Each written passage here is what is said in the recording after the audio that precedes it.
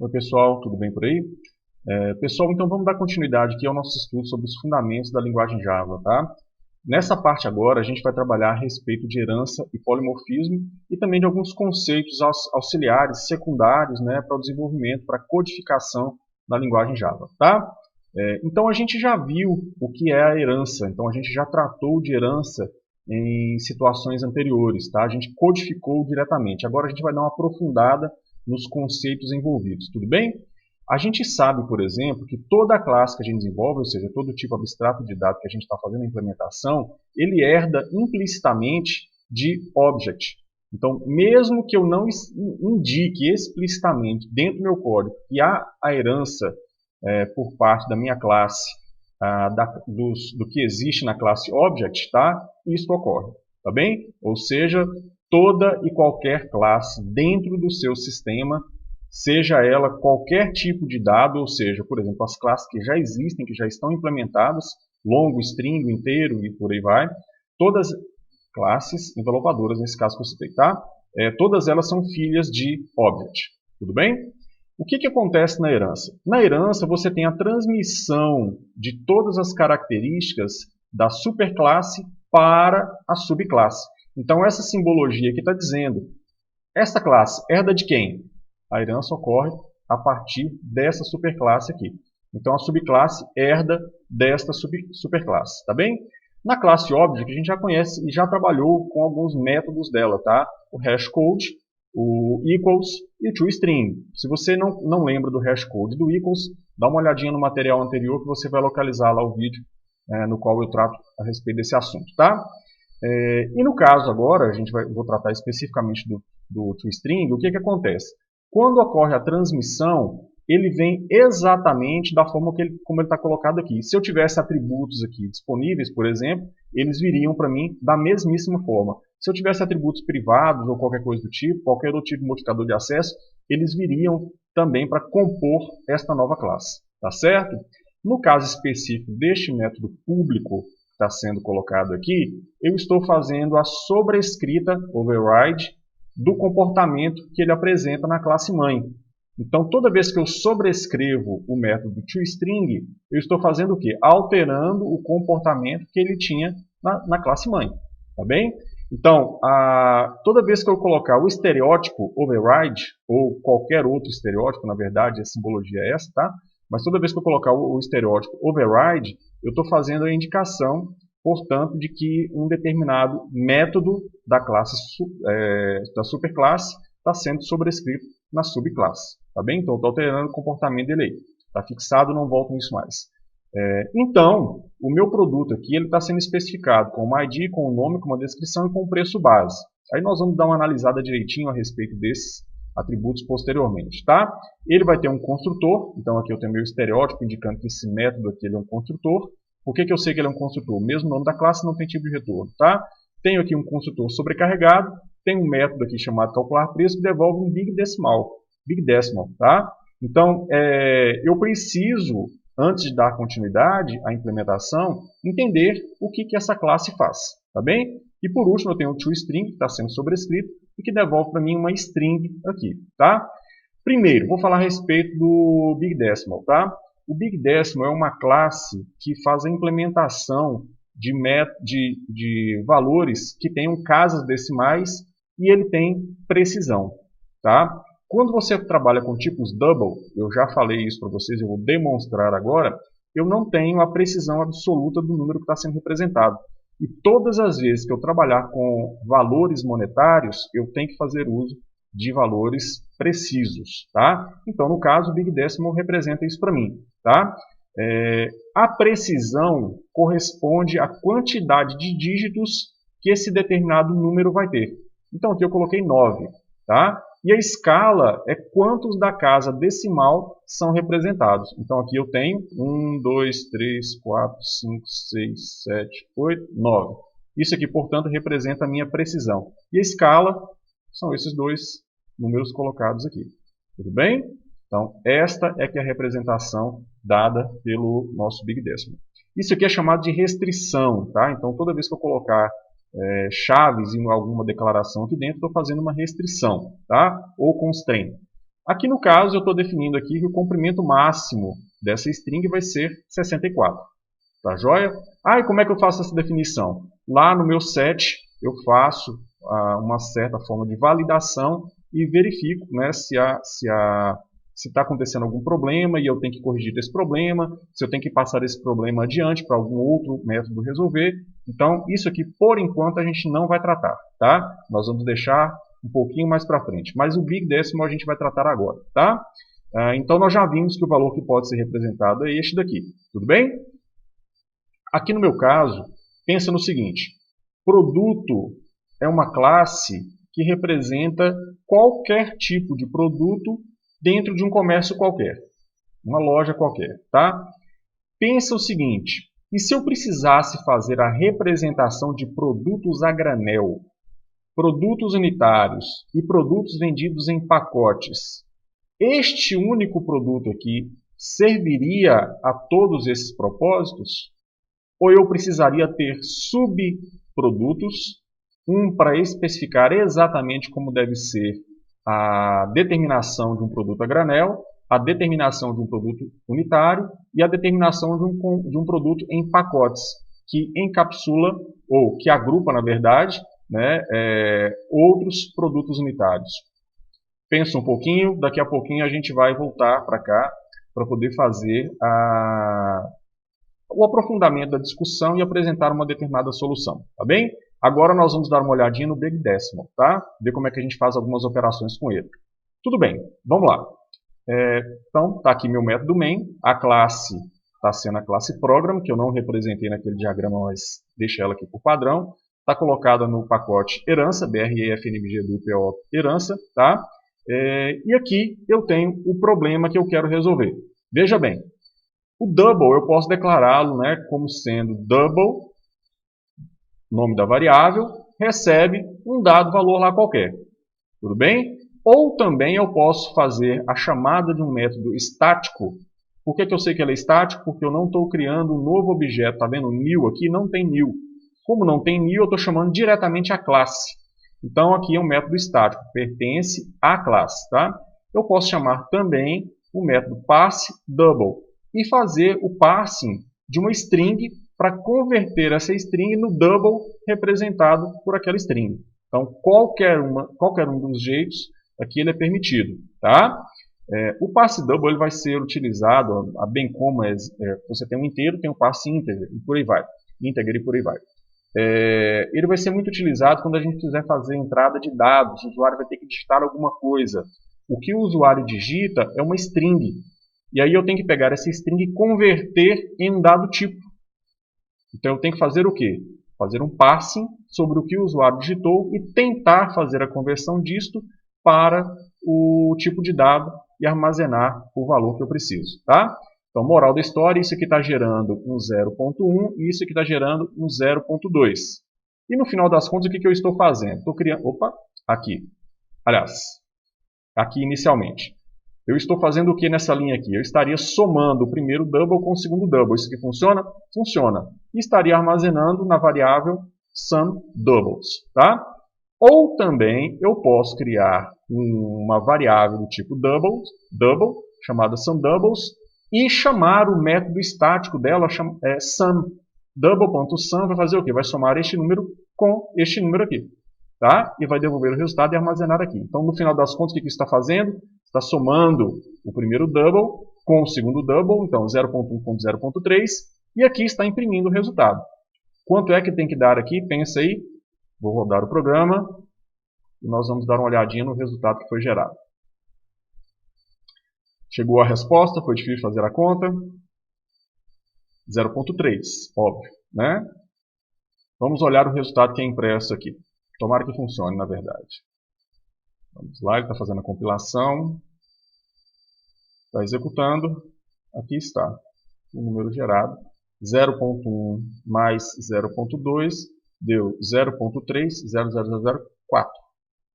Isso não é preciso. Isso é um problema. Tá? Mas o número é muito pequeno, é infinitesimal. Mas isso pode introduzir falhas quando você estiver trabalhando com números maiores aqui. Tá? Então não é desejável que você tenha a introdução de certas representações incorretas para os seus resultados, tá bem? E mesmo para o armazenamento direto, tá? Então, o que nós vamos fazer agora? A gente precisa dar um jeito de resolver esse problema, que 0.3, o resultado aqui tem que ser 0.3, não pode ser nada diferente. Então, qual que é a solução? A solução é a gente trabalhar com Big Decimal, tá? O que eu estou fazendo aqui? Opa! Aqui deu um probleminha de importação, porque eu havia criado o código, tá? E não fiz a importação aqui. Tudo bem? Eu tinha tirado, removido a importação.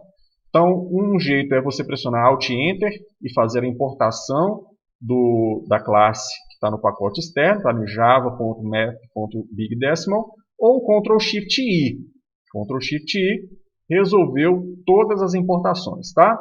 Então, o Big Decimal está sendo declarado e está recebendo um objeto do tipo Big Decimal gerado a partir de uma string. Entendeu? Então, o que eu estou fazendo agora? Algo semelhante ao que foi feito aqui. Eu estou fazendo uma análise sintática a respeito dessa string que está sendo passado, estou gerando o Big Decimal, estou armazenando a referência a este objeto que foi gerado aqui nessa variável. E a mesma coisa embaixo. Tá? Então, aqui estou gerando 0.1, 0.2, e aqui embaixo eu estou fazendo a operação de soma dos dois. Quando eu faço a soma, ou seja, a adição, eu gero um novo objeto. Presta atenção nisso.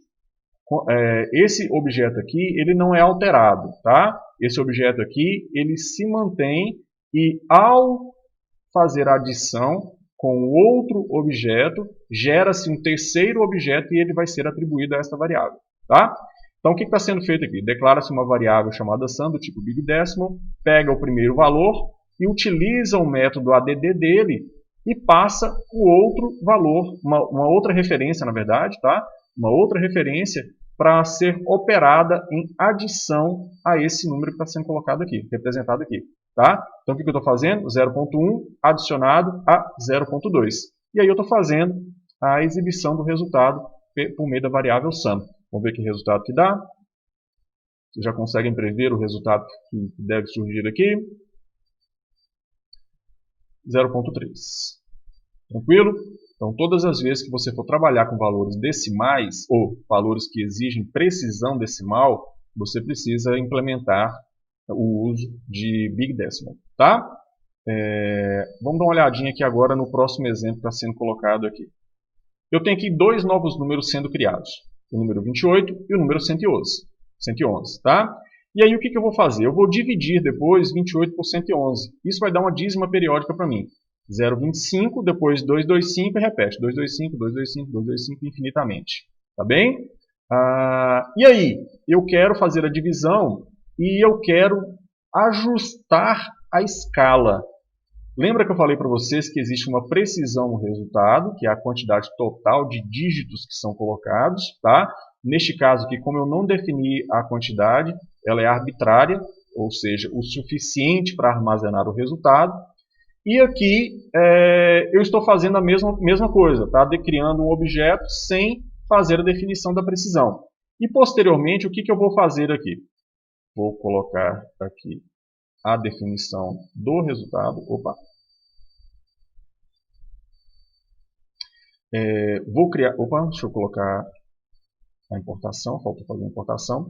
Vou colocar o resultado da divisão do primeiro número pelo segundo número com 4 casas decimais. Aqui eu estou definindo a precisão.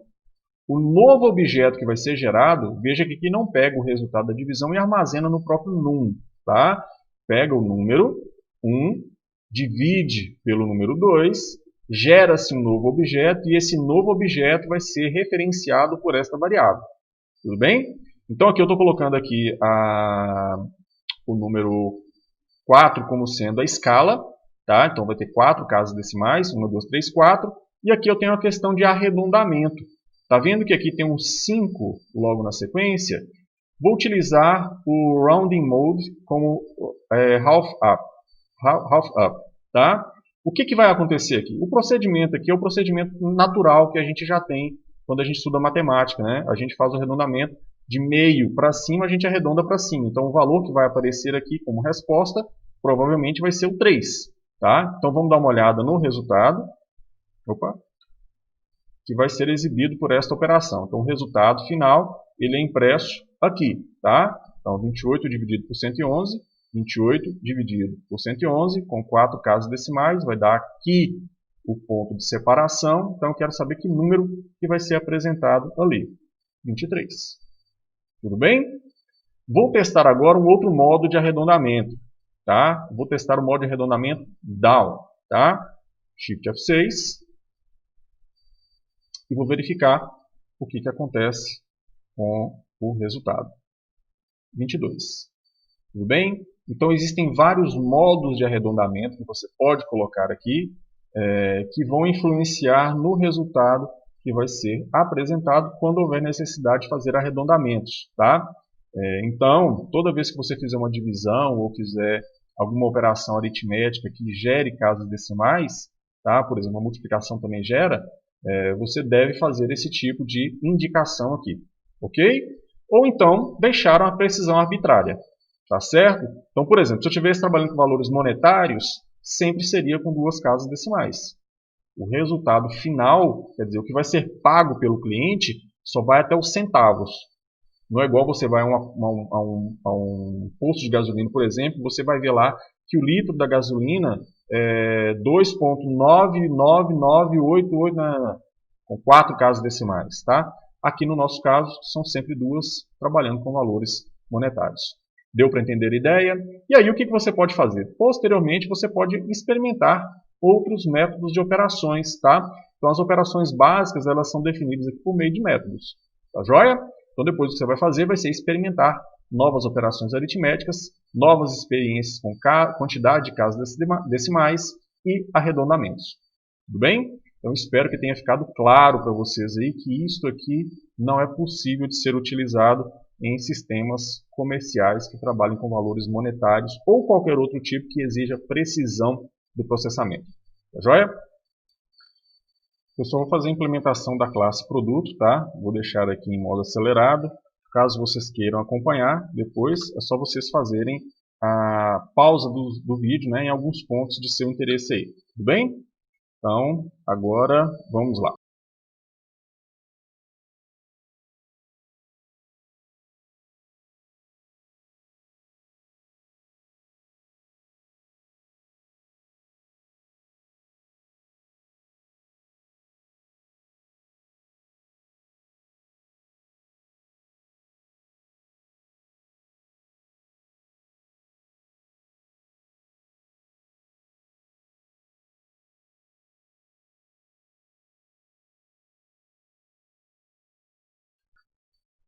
Então, pessoal, dando continuidade aqui à análise dos conceitos relacionados à herança. Tá?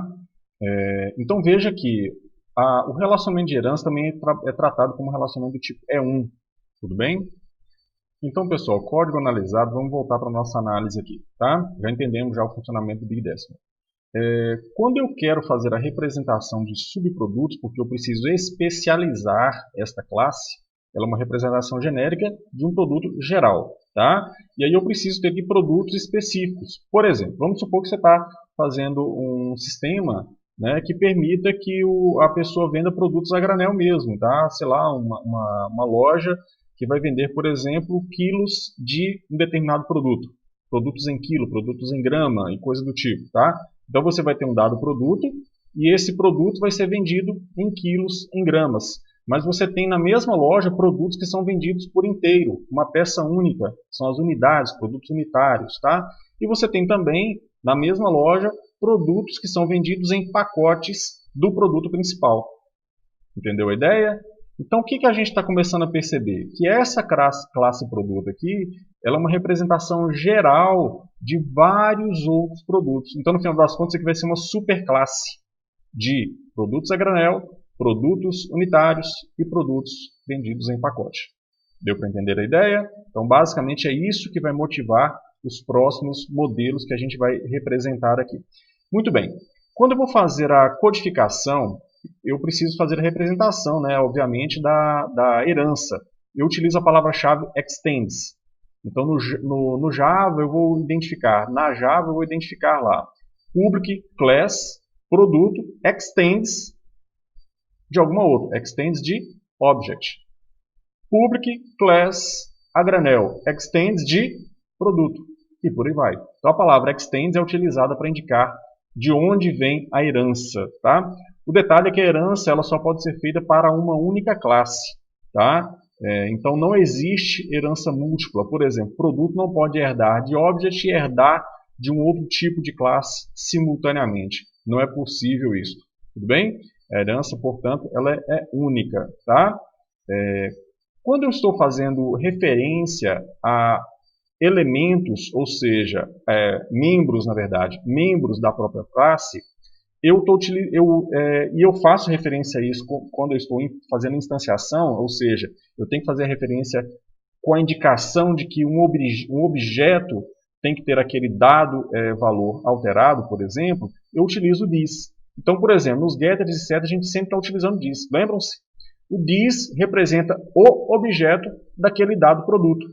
Tá? Então, this.id vai ser a operação realizada aqui dentro para buscar o ID daquele objeto que está sendo operado naquele instante. This.nome, this.descrição, this.preço base, this.calcular preço, this.toString. Só que a gente não escreve this.calcular preço, this.toString. A gente invoca diretamente, né? E em muitas situações também a gente chama diretamente o nosso atributo também, tá? Só quando há conflito de nomes de variáveis com o nome de variáveis é que a gente faz a utilização do this, mas o this refere-se ao objeto. O this, com parênteses, está indicando a invocação do construtor.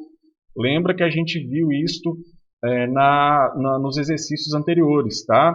Então, toda vez que eu estou colocando this com parênteses, eu estou chamando o construtor. Pode ser a chamada do construtor padrão, ou pode ser a chamada do construtor sobrecarregado.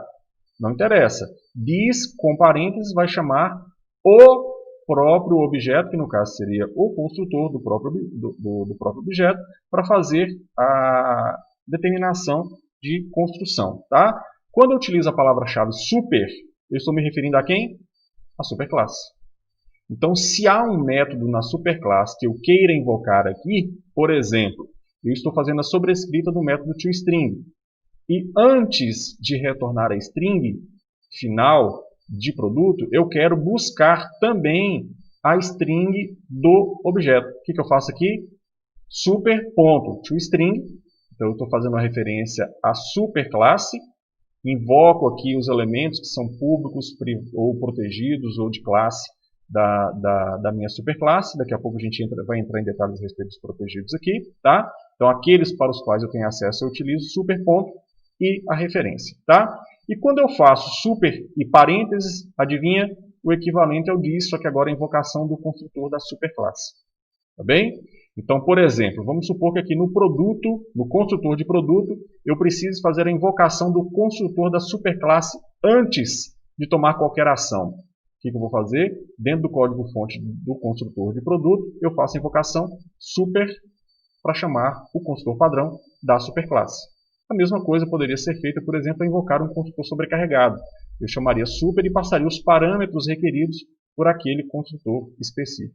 Tudo bem? Então, isso aqui são aspectos que a gente vai abordar com mais cuidado adiante. Tá? Agora imagina o seguinte. Como que é feito o cálculo do preço de cada um desses produtos aqui? Vamos pensar no a granel aqui primeiro. Tá? Como que eu calculo o preço do produto a granel? Calcular preço. Todo mundo vai herdar calcular preço, tudo bem? Aí produto a granel vai herdar isso também, e aí eu preciso sobrescrever este calcular preço para implementar o cálculo do preço do produto a granel. Tá? Para esse produto aqui, o que ele seria? Apenas devolver o preço base. Return no preço base, já é o cálculo que está sendo feito. Tá joia? Agora, na subclasse a granel, o que eu tenho que saber? A quantidade do produto que está sendo vendido e o preço base. Obviamente, preço base já está definido aqui e vai ser herdado pelo produto a granel.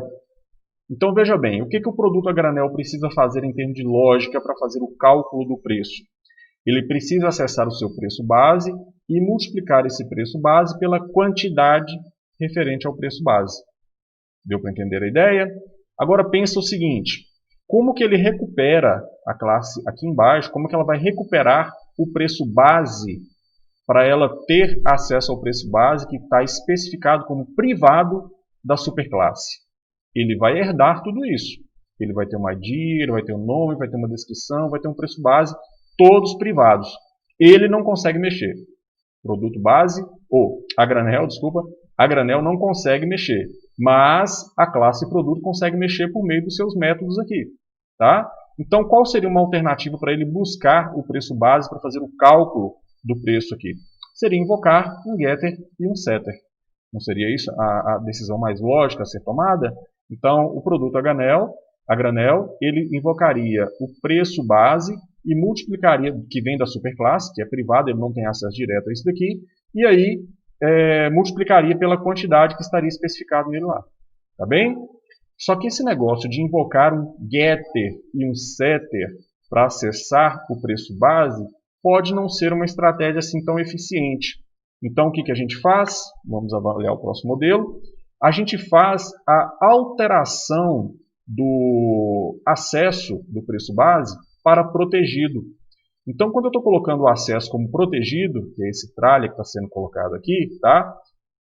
Eu estou permitindo que as classes, as subclasses desta classe tenham acesso direto a este atributo. Então, alguém aqui pode vir aqui, preço base igual a tanto. Preço base vezes não sei o quê. Não precisa fazer get preço base, set preço base. Deu para entender a ideia?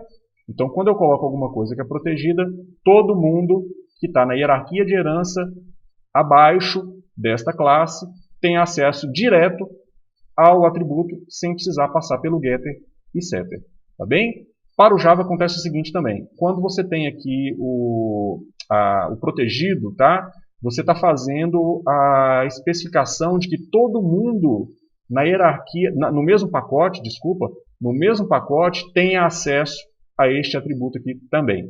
Tá? Então, além de especificar via conceitos de programação orientada a objetos, tá? Que isto aqui fica disponível apenas na hierarquia de herança, a linguagem Java permite que também, além de quem está na hierarquia de herança, quem está no mesmo pacote. Então, se eu tivesse uma classe qualquer aqui, X, que não estivesse na hierarquia de herança, ela conseguiria instanciar um produto e ter acesso ao preço base sem passar pelo getter e sem passar pelo setter. Tudo bem? Então vamos lá. Então essa alteração vai ser feita, nós vamos codificar a classe produto daqui a pouquinho. Tudo bem? Então aqui temos os construtores, cálculo do preço, públicos todos, tá? A definição aqui de protegido que nós acabamos de olhar, e a classe a granel herda tudo de produto. Então o que ela tem? Ela tem ID, ela tem nome, ela tem descrição, ela tem preço base e ela tem quantidade. Deu para entender a ideia? Ela tem também um construtor próprio dela, pode ter um construtor sobrecarregado, mas eu não representei aqui. E tem aqui também o calcular preço. O que o calcular preço vai fazer? Vai retornar esta quantidade vezes este preço, sem invocar o get preço da superclasse. Então, o atributo protegido vai poder ser utilizado aqui dentro diretamente. Tá? E no final das contas, eu sobrescrevo também o meu toString. Tá? Eu estou colocando aqui uma observação, né, de que aqui a precisão é 7 e a escala é 2. Então, lá, escala 2, precisão 7, 7 algarismos. Tá? Uma observação que eu estou colocando aqui também é que a gente vai fazer a invocação do construtor da superclasse antes de fazer a execução dos procedimentos da subclasse. Tá bem? E por fim, nós vamos implementar também o construtor sobrecarregado. Tá? Vamos agora para o código, então. Pessoal, vou fazer a implementação da classe produto, tá? De forma acelerada, tudo bem? Porque ela é mais ou menos conhecida da gente, tá? Então não precisa ficar passando em detalhes aqui, tá? E depois, na hora que a gente chegar no a granel e nos pontos específicos, eu dou uma paralisada e volto explicando tudo direitinho, tá? Então vamos lá.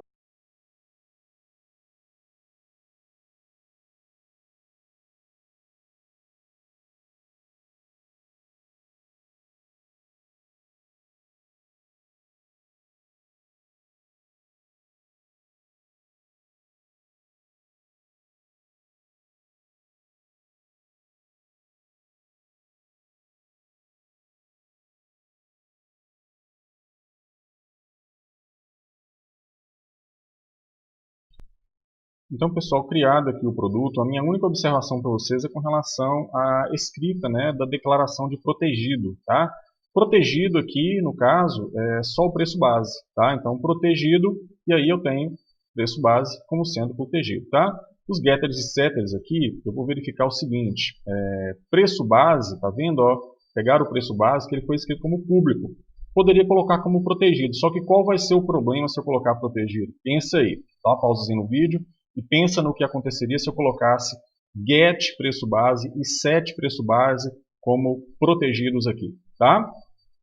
Bem, o que aconteceria seria que só poderiam pegar e ajustar o preço base quem fosse filho de produto, tá? Então, quem tivesse na hierarquia de herança, né, faria a recepção do preço, ou utilização do preço base, tá? No caso, não é isso que eu desejo que todo mundo tenha acesso ao preço base.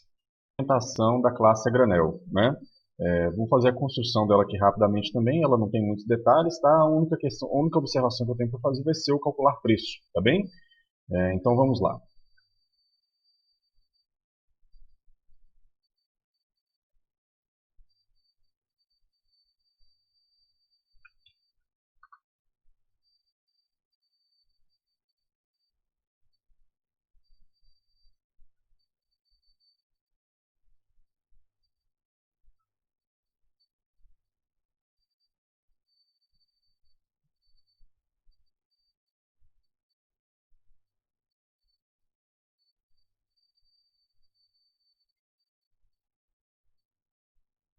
Bem, o detalhe aqui é que agora a granel herda de produto, tá? Então a palavra-chave para a gente expressar a herança é o extends, tá? No caso, produto. Pronto. Então, a granel tem tudo o que produto tem, tá? Incluindo acesso direto ao preço base, que agora está protegido. Então, a classe granel tem acesso direto. Qualquer operação que eu queira fazer com o preço base, eu não preciso chamar get e set do produto, tá? Eu tenho acesso direto a ele aqui, tá bem? Vamos colocar a quantidade e aí a gente dá sequência.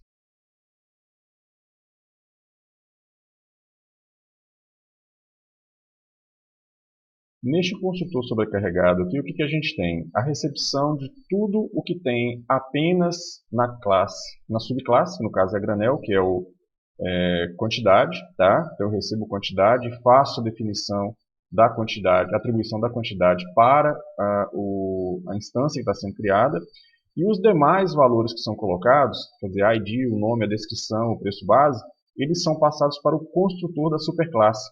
Então aqui eu estou fazendo a invocação para o construtor da superclasse, passo todos esses valores para ele, e aí o construtor de superclasse faz as devidas atribuições. Tudo bem? Então a gente economiza, né, a escrita de código neste caso aqui, tá? Aqui eu estou fazendo a invocação do toString. O toString meu ele está imprimindo apenas o produto a granel. Só que o que eu quero fazer? Também quero fazer uma concatenação com o conteúdo do toString do produto. Tá? Então o que eu faço? Super.toString. Aí eu tenho a concatenação do toString da superclasse, que tem o nome do produto, a ID do produto, o nome do produto, a descrição e o preço base, tá? E depois eu tenho aqui a impressão do que tem apenas no produto a granel, que é a quantidade, tá? Então eu tenho um toString gerado com o reaproveitamento do código do toString já pronto e o acréscimo para o meu toString aqui, tá bem? Além disto, ficou faltando eu fazer o calcular preço. Então vamos fazer o calcular preço aqui agora, tá? Calcular preço, ele vai retornar a quantidade vezes o preço base. Ok? Então é basicamente isso. Eu pego a quantidade que está descrita aqui no meu próprio, na minha própria classe e o preço base que veio por herança, mas de forma protegida. Então ele está disponível para mim no a granel. Tá? Então ele está aqui, saem vocês, ele está aqui como protegido, passa para a subclasse para acesso direto por ela. Tá bem? E agora, basicamente, é a gente colocar os comentários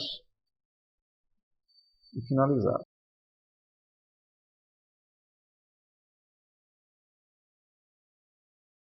está pronto a classe a granel.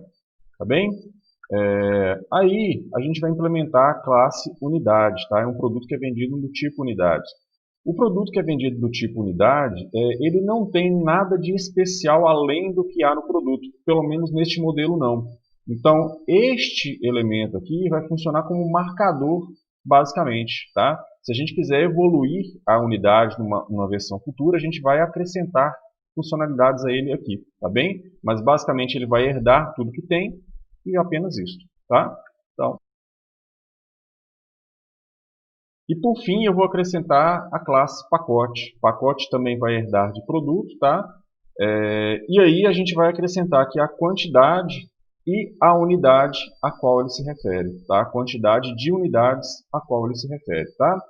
Preço base para essa situação não faz muito sentido, porque ela já vai estar na unidade. A unidade já vai ter aqui uma informação a respeito do preço base. Então ela vai ter o preço base, bastaria multiplicar pela quantidade. Só que o pacote também vai herdar o preço base, tá? Não faz muito sentido eu ter então, portanto, né, o preço base colocado aqui, porque ele já está na unidade, que é o caso, essa classe que herda daquela ali, tá bem? A gente teria que, em tese, criar uma nova subcategoria, uma subclasse de produto, para depois descrever a granel e unidade para separar isso do pacote e outras classes que houver. Então, para efeito de projeto didático agora, né, o preço base vai ficar aqui no pacote, tá? Vai ficar também na unidade e a gente vai fazer o cálculo por base do que existe na unidade, tá? Aqui você vai ver que o relacionamento é unidirecional, então o pacote sabe qual unidade ele está armazenando. Então aqui eu tenho a unidade, e aqui eu tenho a quantidade desta unidade que está sendo representada aqui dentro, tá? E aí no caso, eu vou fazer os construtores, fazer o cálculo do preço e fazer o toString aqui agora. Então vamos lá fazer o pacote.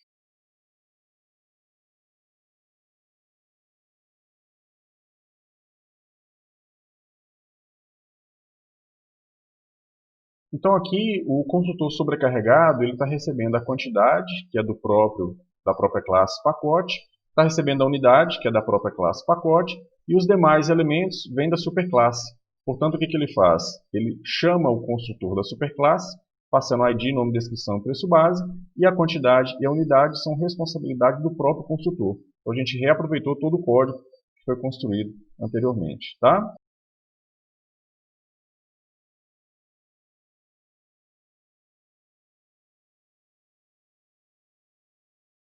Então, o que acontece aqui? Eu não consigo fazer a multiplicação por meio do multiply do preço base, que foi obtido aqui, né, por meio da unidade. Tá? Se eu tentasse pegar aqui, por exemplo, preço base, ok? Eu conseguiria ter acesso por quê? Porque eu estou no mesmo pacote e ele faz parte da hierarquia de herança. Tá? Então, o Java permite que você faça com que a unidade tenha acesso direto ao preço base e a partir dele opere a operação de multiplicação.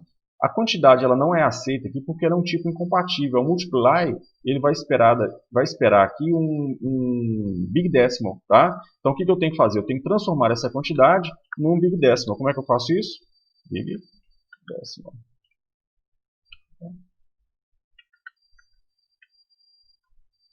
Ok?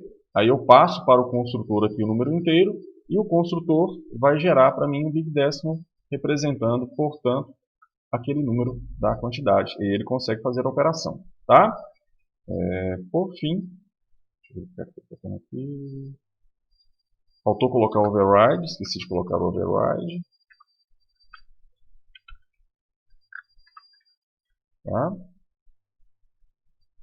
E agora falta o toString.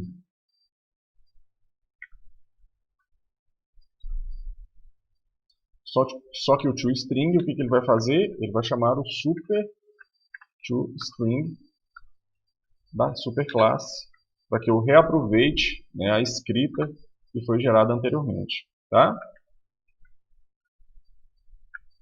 A implementação está realizada, aí agora a gente pode testar. Tá bem? Bem, pessoal, o teste vai consistir em criar um objeto de cada classe, tá? E tentar fazer a impressão do objeto por meio do toString, tudo bem? E aí a gente vai verificar se os valores colocados correspondem, depois a gente vai utilizar o calcular preço, que é o método que não é chamado pelo toString, tá? Para poder fazer a operação e exibir os resultados para a gente, tá bem?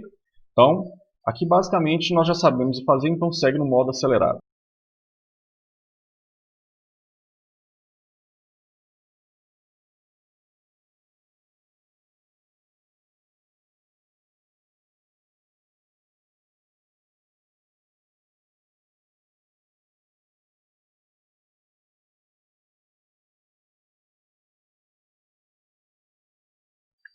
Bem, pessoal, o nosso teste consiste em criar um objeto de cada uma das classes que a gente implementou, tá? Atribuir valores para os atributos que a gente tem neles, tá? E fazer a impressão, tá?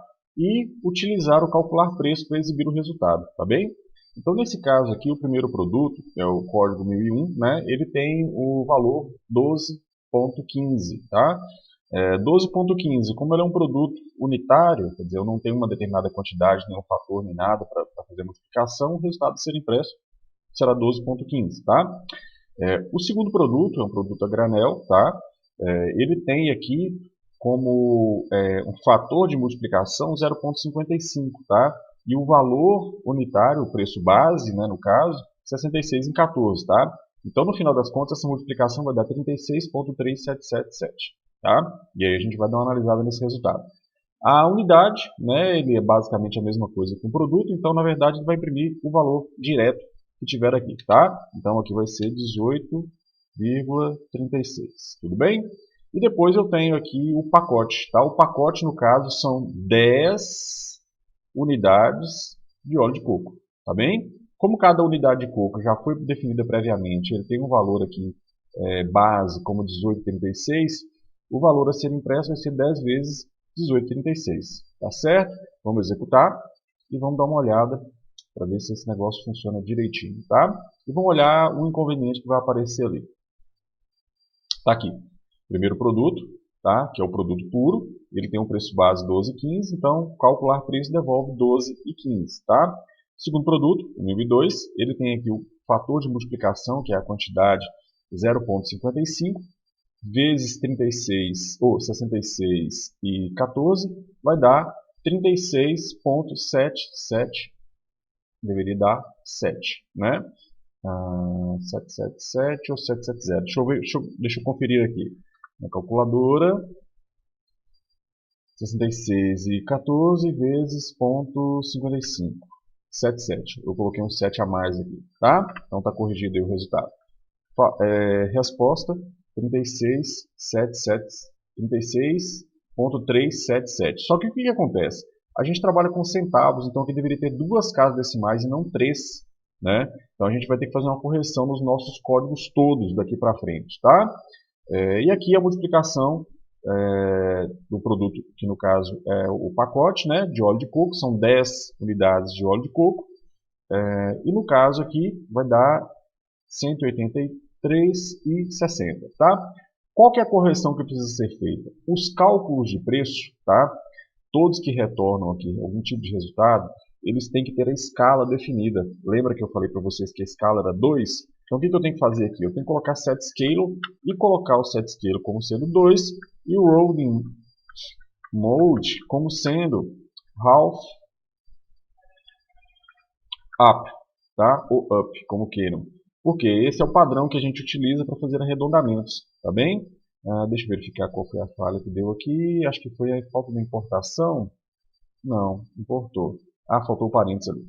Ok, na hora de fazer. Então, todos os meus métodos que fazem cálculo, eles vão arredondar para cima, né, com duas casas decimais. No caso aqui, eu vou fazer a mesma coisa aqui com o meu produto a granel. A unidade não tem cálculo de preço, é o mesmo que é feito para o produto. E o pacote, eu vou fazer a mesma coisa. Na hora de devolver o Big Decimal, tá? Eu vou pegar esse Big Decimal que está sendo o resultado da multiplicação da unidade pelo preço base, o preço base da unidade pela quantidade, colocando aqui duas casas decimais, tá bem? E aí eu vou executar meu programa e vou dar uma olhada se aqui agora ele coloca 36,38 como resposta ali. Tá? Então vamos dar uma olhadinha. Duas casas decimais, 36,38, 183,60, está tudo funcionando. Tá bem? Bem, pessoal, implementação concluída, a gente passa para a última etapa. Tá? A última etapa consiste em a gente criar uma classe chamada cesta, e nessa cesta a gente vai criar uma relist de produtos. Tá? E aqui a gente vai colocar diversos produtos, tudo bem? E depois a gente vai precisar fazer o cálculo do preço total. Então esta que é a ideia. Qual que é a lógica a ser observada aqui? O a granel é um produto, unidade é um produto e pacote é um produto. Tá? E a gente vai observar que calcular preço para cada um destes aqui tem um comportamento diferente. O comportamento diferente para o mesmo método de uma superclasse, a gente chama isso de polimorfismo. Tá? Então, o mesmo método, calcular preço da classe mãe, ele se comporta de uma forma para a granel, se comporta da mesma forma para a unidade, porque a gente não fez a sobrescrita dele, e ele se comporta de uma forma diferente para pacote, porque a gente fez a sobrescrita dele aqui. Então veja, eu posso pegar uma classe a granel, e um objeto a granel e colocar numa referência de produto, porque a granel é um produto. Tá? Unidade é um produto, então eu posso pegar um objeto do tipo unidade e colocar numa referência produto. Posso pegar também um objeto do tipo pacote e colocar numa referência produto. Tá bem? Então este aqui é o princípio que vai ser observado. Então olha para cá por enquanto. Tá? Eu vou criar aqui um método público, que não devolve nada, chamado lixo. Tudo bem? E vou criar aqui o seguinte, produto P recebe new produto. Vou colocar produto P1. Tá? Alguma novidade nisso? Opa! Nenhuma novidade nisso. Tudo bem? Agora olha isso aqui. Ó. Produto P2 recebe new.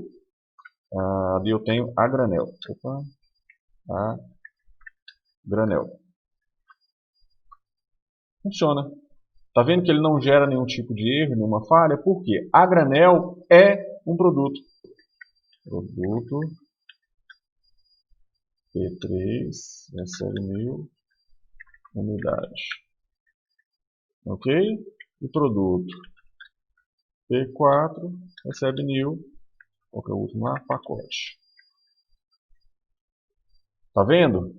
Então, produto, né? Está recebendo uma referência de um produto, porque P1 pode receber no máximo referência de um produto.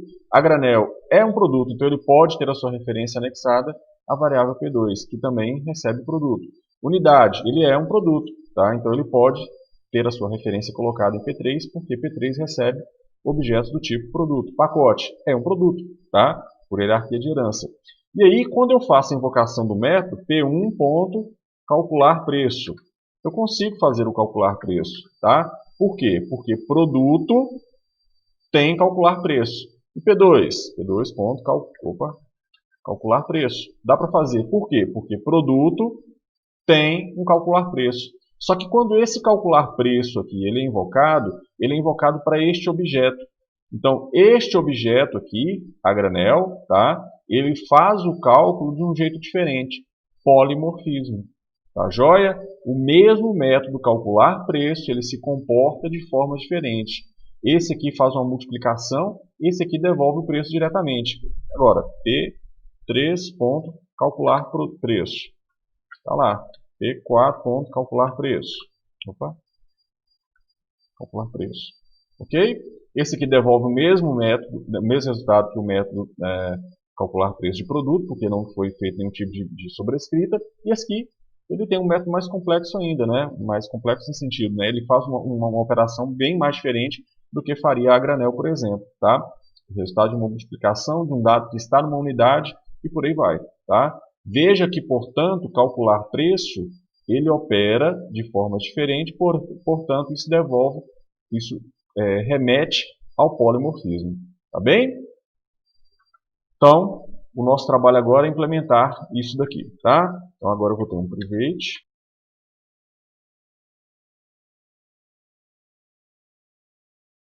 O que calcular preço total faz? Calcular preço total tem que acumular os valores colocados para cada um dos produtos colocados aqui dentro, tá?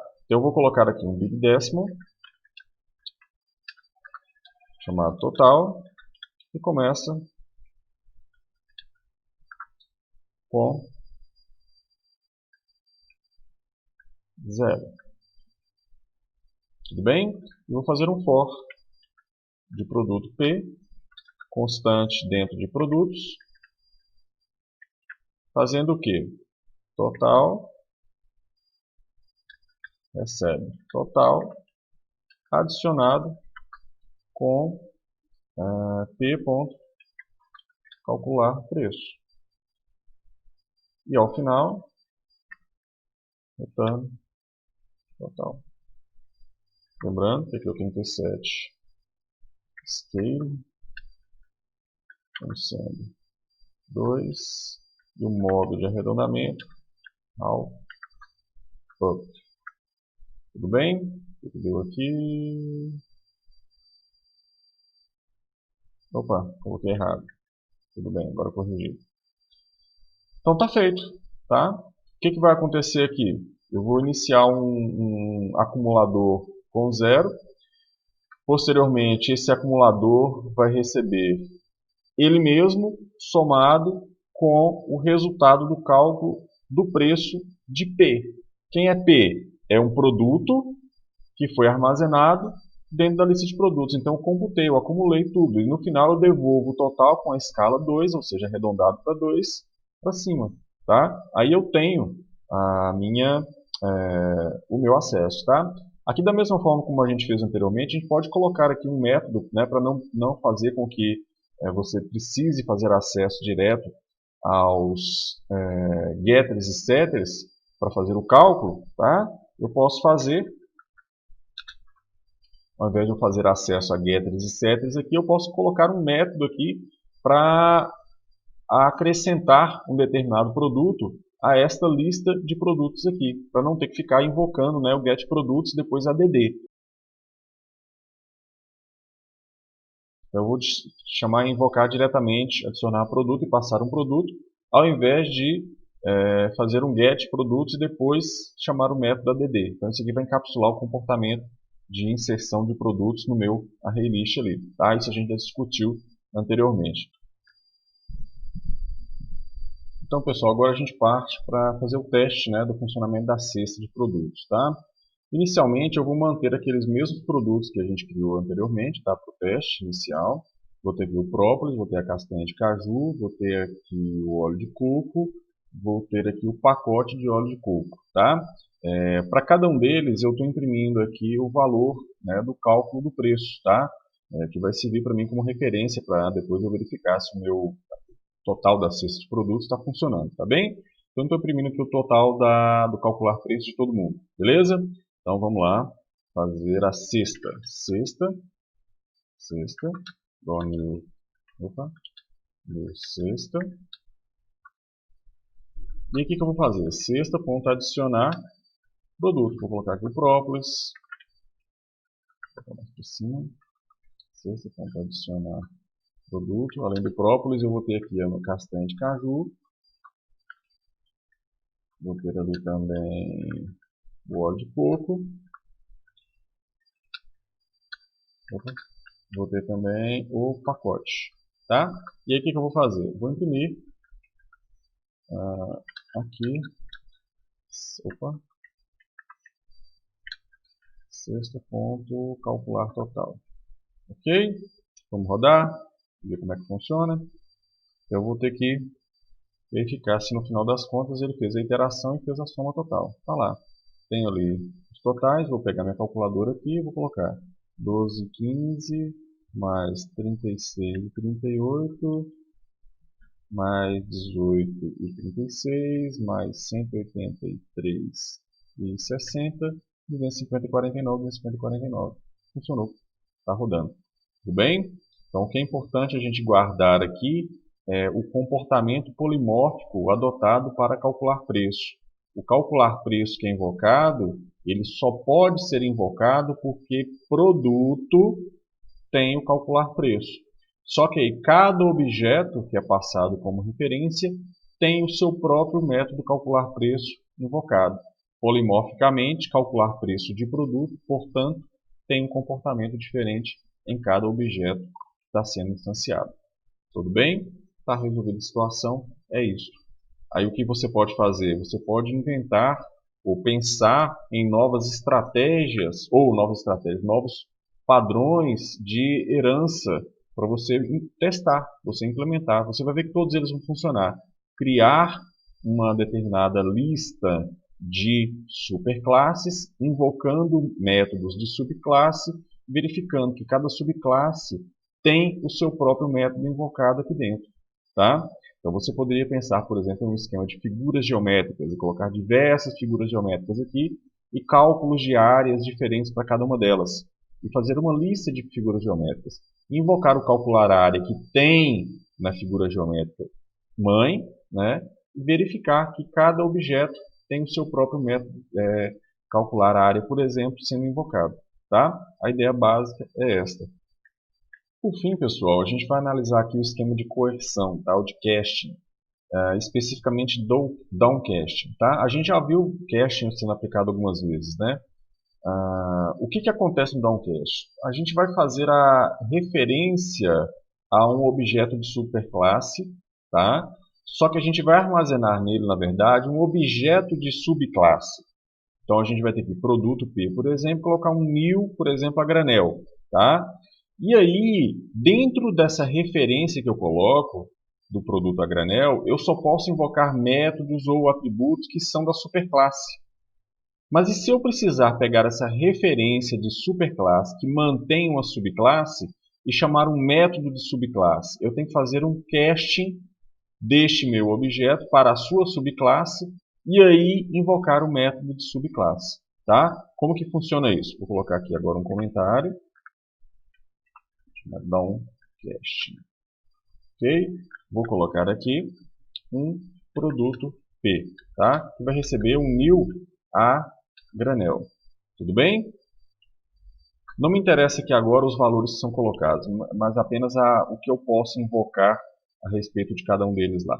Então veja bem, se eu colocar P.7, eu vou verificar aqui que eu só posso colocar ou acessar métodos, né, que são da superclasse, que no caso é produto. Então P é do tipo produto. Então que métodos que eu posso invocar aqui? Métodos de produto.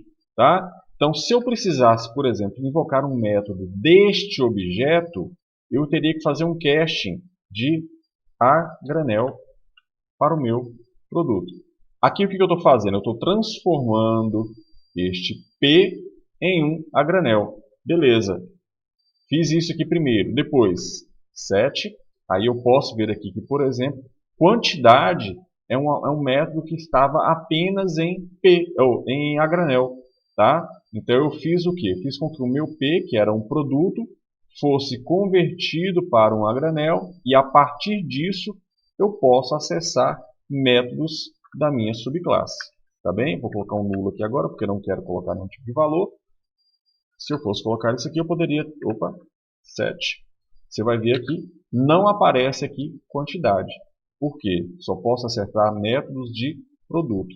Fiz o downcast, aí sim eu posso acessar métodos da subclasse. Tudo bem? Deu para entender a ideia? Basicamente é isso que se refere a um downcast. E aí, dúvidas, é só a gente colocar nos comentários dessa postagem, tá? E as referências para esse material estão lá no Java Como Programar, no capítulo 9, sessões 10.1 até a sessão 10.6. Tá bem? Qualquer coisa, então, é só mandar para a gente e a gente vai tentando resolver. Abraço, pessoal. Até mais.